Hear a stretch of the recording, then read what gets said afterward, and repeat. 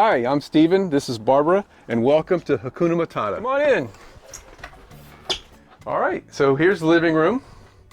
I have a little library, we call it here, cabinet, and we keep shoes in the bottom.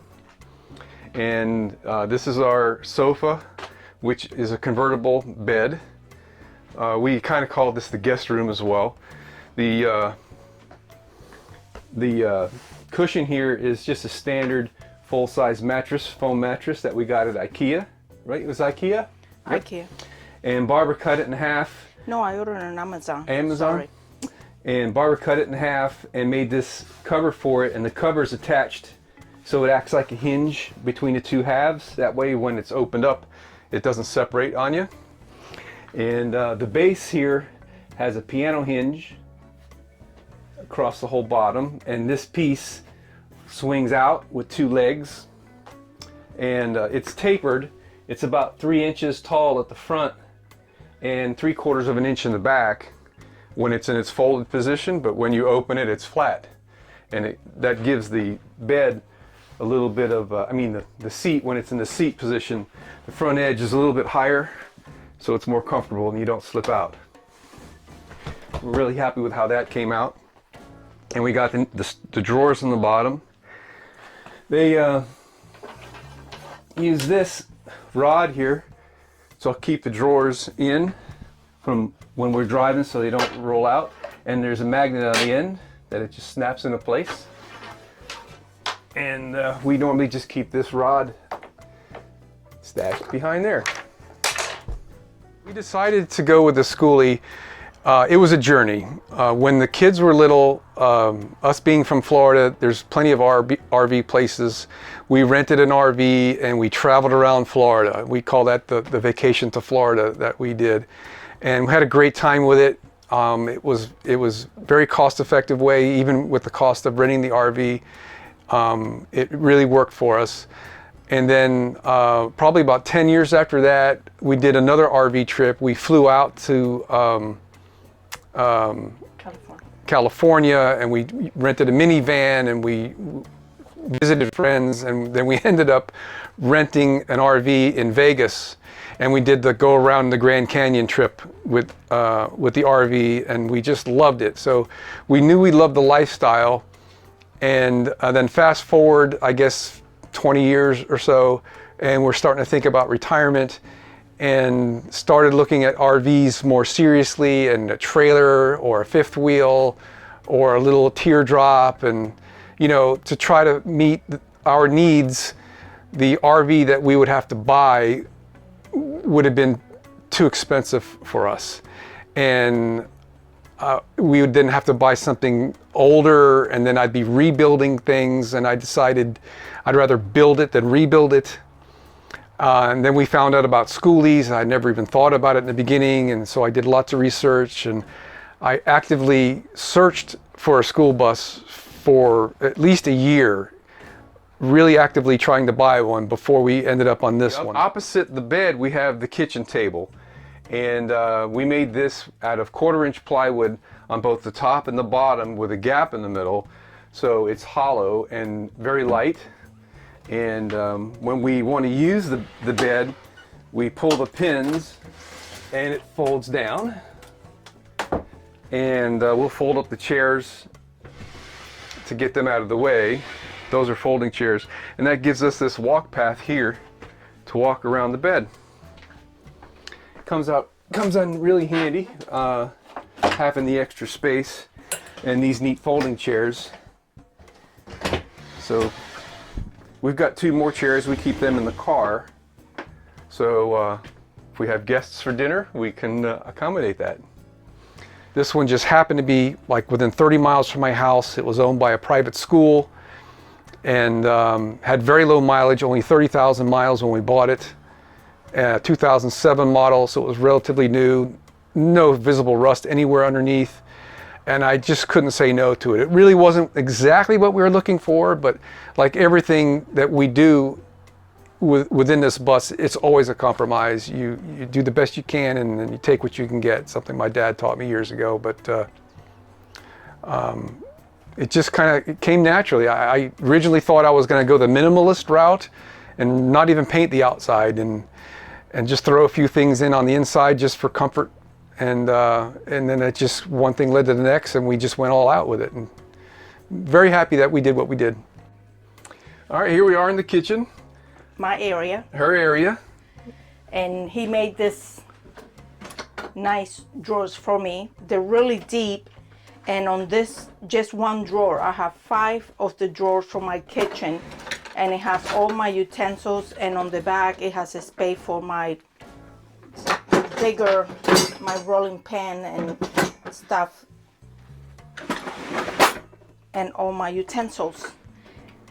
And then on the bottom one is deeper, so it houses all my big plastic Tupperware. I wanted to keep everything nice and tight and sealed. And on this side is just a regular garbage and recycle. And everything has a place for it. We found in IKEA this separators that keeps our plates from touching each other. And you can keep to the back. Yeah, we got a standard 24-inch gas range and a standard 24-inch electric refrigerator that runs on 120 volts. I think we got these at what, Home Depot and Lowe's or something? I can't remember. But they were pretty good. I was not sure that the gas range was going to work out well for us, but it's great. The stove, when you turn, the oven, when you turn on the oven, it lights a pilot light. So that way it can cycle on and off, and it uses the pilot light to reignite. And then when you shut the oven off, the pilot light goes off and it doesn't use any gas and create any heat, which is really great. It's got the solid grates across the top. That was something very important to Barbara. And it's done well for us. We've got it attached to the cabinets by just screwing through the plywood cabinets into the metal on the side of the bus. The range, I'm sorry. The granite countertops that we have, Barbara found on Craigslist. Some guy was doing a home remodel and just wanted the stuff taken out of his house, and there were 2 big slabs. Took 4 people to move each one, and we took them to a place, and they cut them to my dimensions, and they fit right in there. We've got these neat little devices set up for when we're on the road to keep the drawers from opening. I pull these little aluminum pieces out, one there on the bottom, one there on the top, and we drop a wooden dowel through there and the drawers can't open. It's quick and it's easy and it's cheap. So all the drawers have the same setup.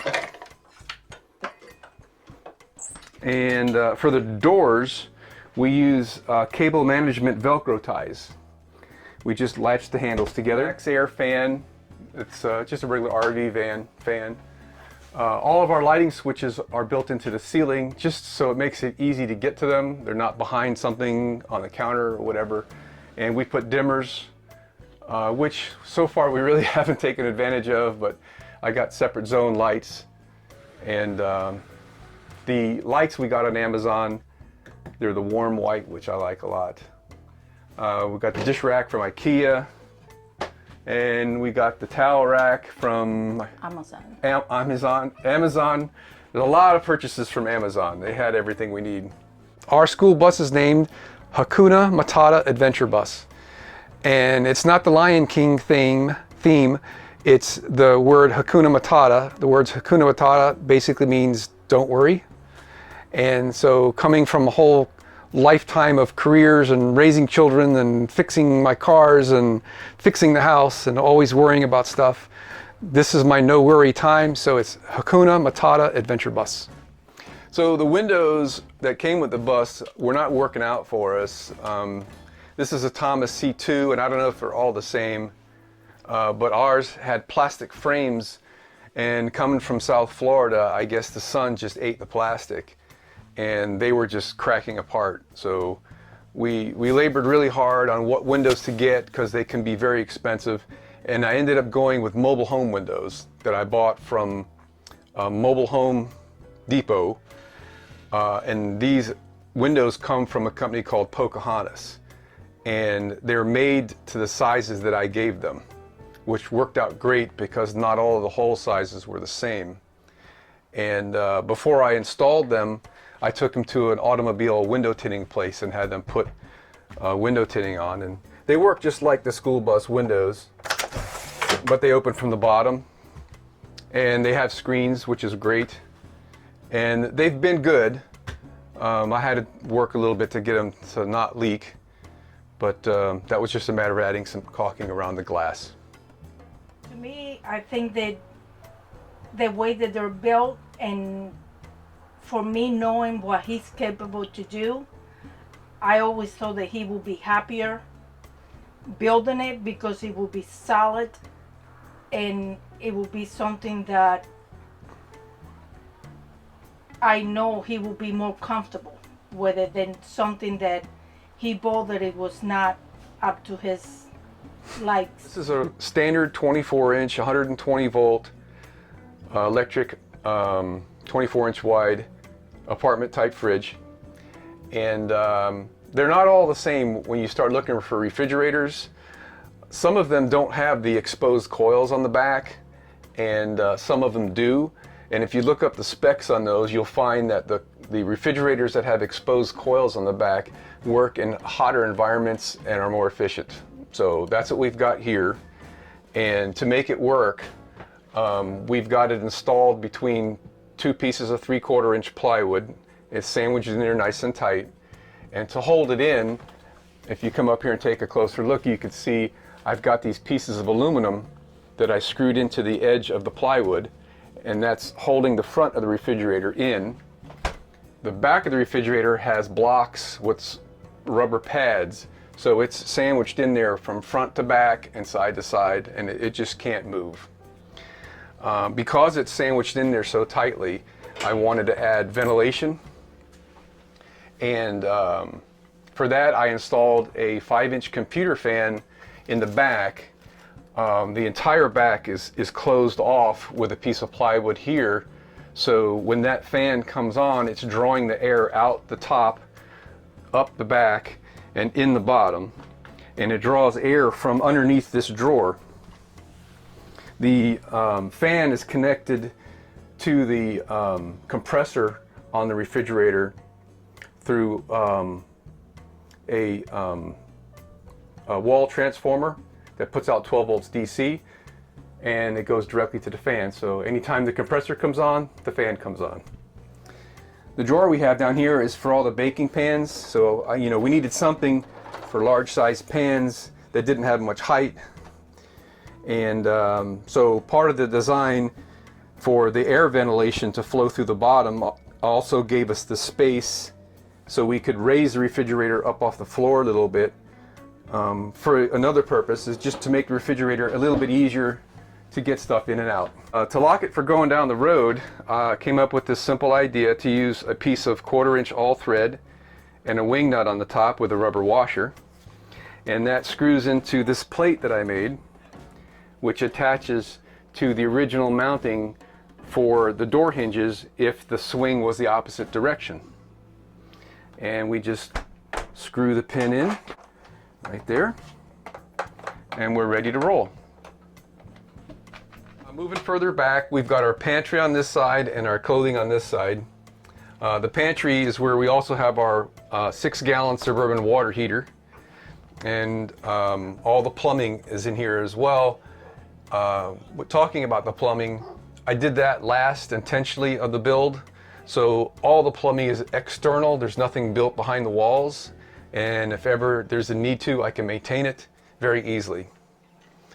We've got a microwave oven in here, and we have the similar type of locking setup for the drawers that we had in the kitchen, but it's just slightly different. Is we drilled a hole, we've got these little plugs to keep things from falling down the hole, and we use a wooden dowel, and we just drop the dowel in the hole, And now all these drawers are secured. And the way that works, in the drawer we have little pieces of PVC pipe glued in the corner, so none of the contents of the drawer can get in the way of the wood dowel nor fall down into the hole. These cabinets are over the wheel wells, so we had to work with what we had dimensionally to make sure that everything would fit, and the bottom space is just the wheel hump down there. Yeah. This side is just for clothing. We've got 3 drawers of clothing. I'm left-handed, so the left drawers are mine. Barbara's right-handed. And here's all our hanging clothes and the space on the bottom where we store all of our dowels when we are parked. And behind the clothing is our 32-inch paella pan. So whenever we come time to doing a big cookout, we're ready to go. Least favorite part of our bus is probably buying diesel fuel. More seriously, oh my gosh, I don't know if I have a least favorite part of my bus. We are in the bedroom, and the bathroom is included in the bedroom just to save space.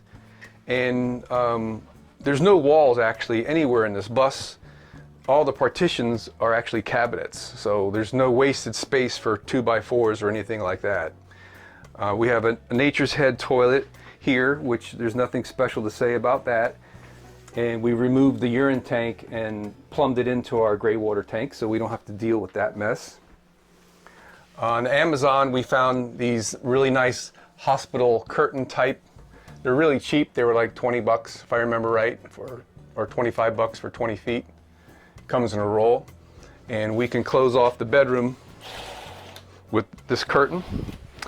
And that allows the air conditioning to work more efficiently at night, so we're only cooling off this area or the heat. We've got the vanity cabinet right adjacent, and it's just like the kitchen. Everything is 3/4 inch plywood, except for the doors. All the doors are hollow core Luan plywood on the exterior, which makes them light and strong and highly resistant to warping. I've got the same locking mechanism like we have in the kitchen. I made this one a little bit bigger. And in the bottom, since I didn't have a toe kick on this cabinet, I just made this little recess for the dowel to fall into. While we're down here, I guess we can talk about the floor. This is the luxury vinyl flooring, and it's been great. They say you're supposed to leave space around the perimeter for expansion, but we didn't, and I actually got the edges all caulked in, and I have not had a problem with expansion. And we've come from Florida all the way up here, and everything's been great with that. I've got a carbon monoxide and smoke detector up here, and below the cabinets in the kitchen I've got carbon dioxide. I can't remember which one of the carbons, but the other carbon gas and propane leak detector underneath there, so we're covered with that. Moving on to the shower, this is a standard fiberglass 32-inch corner shower that I picked up at Home Depot. And for the walls, we've got standard subway tile. Behind the tile, I used 16 gauge aluminum sheet metal to be my waterproofer. And that's screwed to the plywood cabinet and wall with a lot of small countersunk flathead screws. And the tile were then attached to the aluminum using Gorilla Construction adhesive. I had to do some testing with that to make sure that those were compatible for my needs, and I found out that it was important to wash the back of the tiles because they were dusty from how they were manufactured.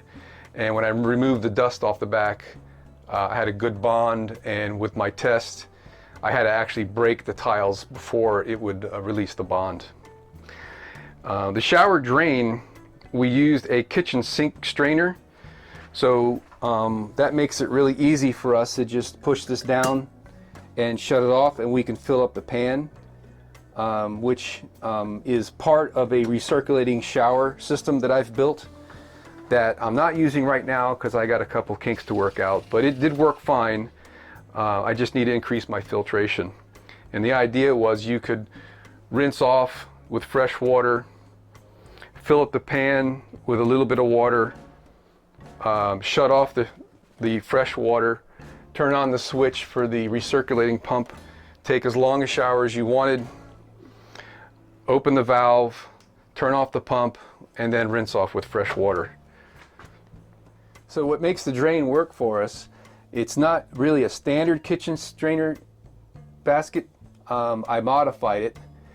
I drilled a hole in the side, which is behind this, but not within the confines of where the seal is. So when we push the basket down, the rubber seal will seal the drain, but it still leaves the opening on the side where the pump can draw the water. Favorite part of my bus is getting to show it off. My kitchen. I like how he built it and all the things he built for me, and I love it. It's built to her specifications. Yes. In the back, we've got a standard queen size bed. This is IKEA solid foam mattress with an extra 2-inch memory foam on the top, so it's very comfy. Below the bed, we've got a 100-gallon water tank that I've got at RecPro, and my electrical system is along the side here. I got a Victron 3000 watt inverter, 280 amp hour battery that I built, and the solar charger and some other neat things that we'll go look at later. Accessible from within the bus is the standard 120 volt electrical panel,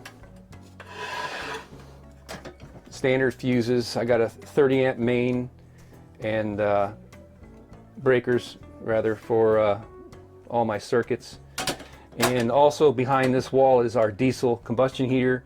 There's the outlet for it, and we can take a look at that later. In the back, I've got a 9,000 BTU mini split, and that's been doing a great job for us. I can run the air conditioning 24/7 off the solar. We're careful on our consumption. We haven't run out of electric power yet. I have another mini split in the front that's a 12,000 BTU, and I can run them both at the same time as long as they're not both running on high. All right, at the front of the bus, we boxed in this area to provide a flat and a level means to attach this 12,000 BTU mini split. And underneath that, we've got more of the hospital curtain track. Barbara did all the curtains. She did a great job with that. That's one of her fortes. And there's not too much to say. It's pretty standard stuff, but there's a lot of work that went into this. I had to replace the structural frame that's within the dashboard. Freightliner still had it in stock, which was great. Since this is a 2007 bus, I wasn't sure they would have it. And I reconfigured the switches here that used to be located on the side of the driver's seat. I got this nice seat off of a website junkyard. This is out of a Toyota Sienna. The year escapes me, but I went with it because it's got the built-in seat belt into the seat, and it's not that wide of a seat as well. This is one of the rear, I think the rear middle seat, and this folds up, and the base I got from RecPro, the rotating base, and it locks in place. This will fold up and create a table, or you can actually stand it straight up if you need to get it out of the way. It's the original driver's seat, but I modified the base to move it more towards the center of the steering wheel, and I lowered it. There was an extra pedestal underneath it from the factory, and it was just too high for me. The left side has all the multiplex controls that came with the bus, and there's plenty of time I spent working on that stuff. I have also a air to electric trailer brake controller right there by my left hand, and I can actuate the trailer brake separately if I want to. The next bus, you know, I built this with the intention of it being the first and last bus. It's actually perfect for what we wanted. We got exactly what we wanted. We put tons of thought in things. The planning was was relentless. A lot of AutoCAD drawings for layouts and construction and whatnot. I don't really know what I would want for another bus, to be honest, without living in this one for a while, to discover things that we don't like. So far, it's perfect. We need more time, I guess, Yeah. in it. I guess if I could have had anything, I would have had better windows. These are single pane windows, but it was just cost prohibitive for me to go with better windows. But so far, it's not even a thing for us. The front door was a project within itself. It was a lot of work, but I'm really happy with how it turned out. The major part of the work was actually in the door jamb to compensate for the angled nature that the way the bus was built. I had to use 2 layers of 3/4 inch oak board in order to, it's kind of complicated. You could look at my YouTube channel for the details, but it was a big deal. And then I actually built the door within the confines of the installed door jamb in order to match the size exactly, because the way the door is made with the aluminum on it, there's no way to trim the door once it's built. So it had to fit perfectly the first time, and I got it. It's got regular home type door seals that rest on here and closes nice and firmly. I added these seals as an afterthought to keep the water from getting in the crack of the door on this side, the top, and at the bottom. And on this side, I have a piece of small bulb seal that is in the hinge area to keep that sealed. So it's a double seal, and we don't have any leaks. The bottom step is designed to be wet. It's a piece of 1/4 inch aluminum, so nothing can get harmed if that was wet. It was actually, my original design was to not have any seal on the bottom at all and just let it get wet if it rained. But when I came up with this idea, that really worked well for us.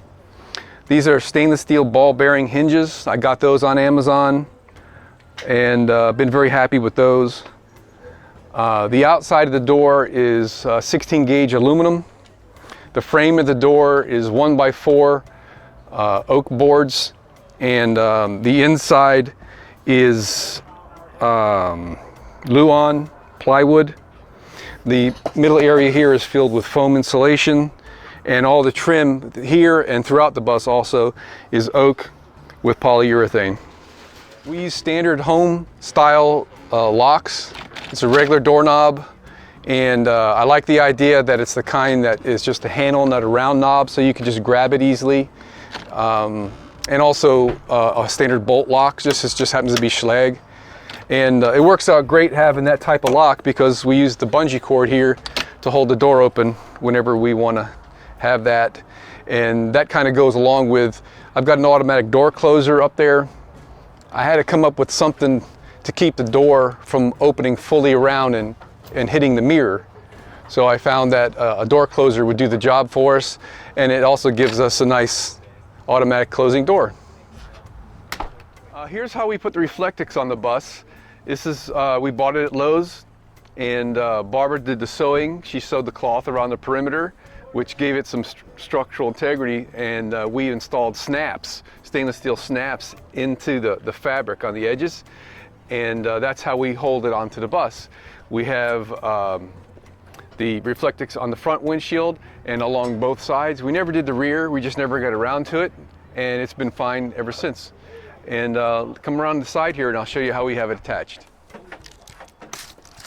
It's regular snaps. There's really nothing to it. It only takes us a few minutes. We've kind of got it down to a science.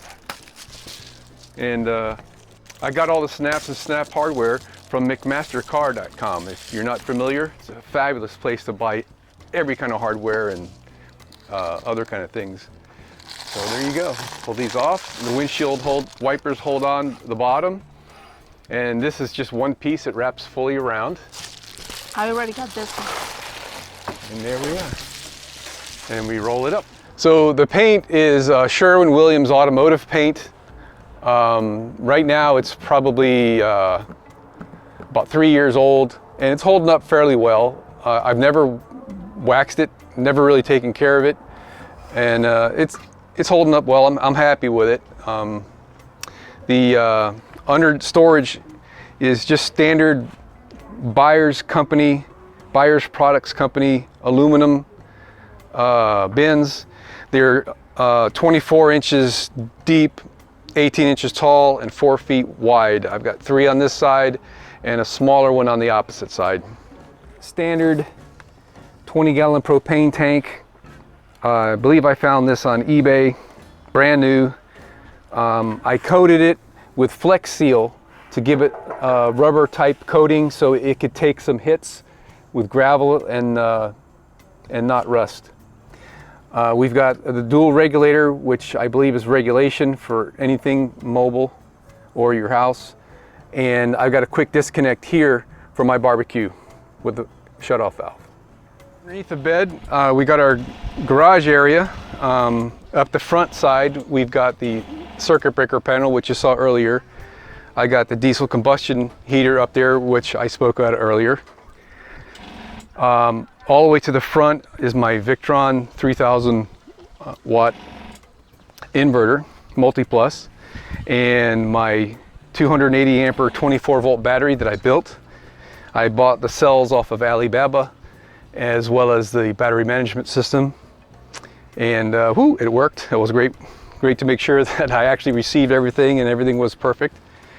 And then further to the back, I have the solar charge controller, a 24 to 12 volt converter, and then over here I have my 12 volt fuse panel. On the left side, you can see all the valving for the water system that exit the bottom of the water tank, the water filters where any of the water that comes into the bus goes through the filters, and I have an accumulator to work with the standard RV type water pump. On the roof, we have just under 2,400 watts of solar, and they're 2 series. So I got 3 in series on this side, 3 in series on this side. Everything is attached with extruded aluminum and stainless steel fasteners.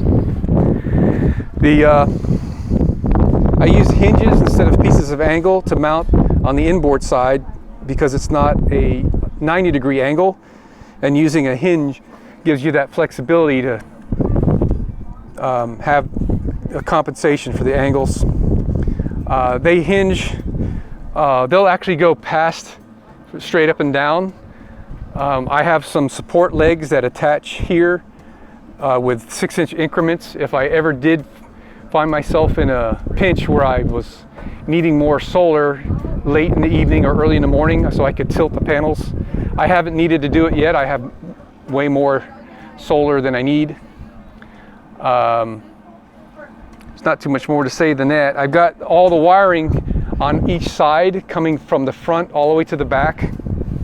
And I've got the waterproof connectors on each side of the bus at the back, and the parallel connection is made down at the charge controller.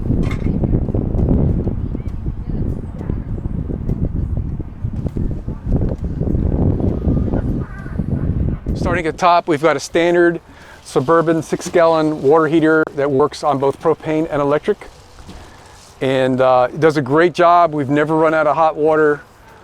I mean, we're miserly on water because we don't carry that much water, so there's really no chance we could ever run out of hot water. We've got 2 different mini splits on the bus. In the front, I have a 12,000 BTU mini split, and on the rear, it's a 9,000 BTU. They do an absolute wonderful job. They're very, very efficient. I can run this bus 24/7 and have the air conditioner going 24/7 as long as I got bright sunny days.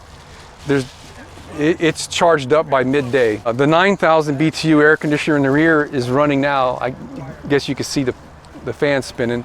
It's actually enough to cool a whole bus off, providing we have the Reflectix on, which Barbara is reinstalling there in the front. A little bit further up, you can see the original slotted metal that came with the bus. It had air conditioning from Thomas. There were 2 separate air conditioners. I removed the lower condenser unit, and that's where my forward gray water tank is. And I also have a gray water tank in the back that's just for the shower. The forward gray tank is for the kitchen sink and the urine diverter of the Nature's Head toilet. And there's the forward compartment up there, the aluminum compartment that originally there was a compartment there, but it was just for electric relay panels that operated the factory air conditioning. I took them out of there because it just really wasn't a good environment for those. I relocated the one that I kept on the inside of the bus, and that freed up this area for just plain old storage.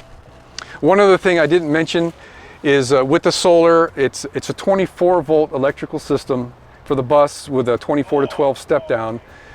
But I have an additional charger that it pulls power off the 24 volt battery to charge the chassis battery. And all I did is I bought a Victron 7515 solar charger, and instead of hooking it to solar panels, I used the 24 volts right off the battery, and it runs on about 1/10 of an amp. It's very efficient. I can look on my iPhone. It's Bluetooth connected, and it works absolutely fabulously. I bought that way back before the DC to DC chargers were available. And actually, the beginning from this morning, folks, Juan and I forget his wife's name, he did the same exact thing. And when I saw his video, I already had it in mind, but when I saw his video and he talked it all through, I pulled the trigger and I went and bought it. Works great. Thanks, Juan. You can find me on YouTube. My channel is Hakuna Matata Adventure Bus.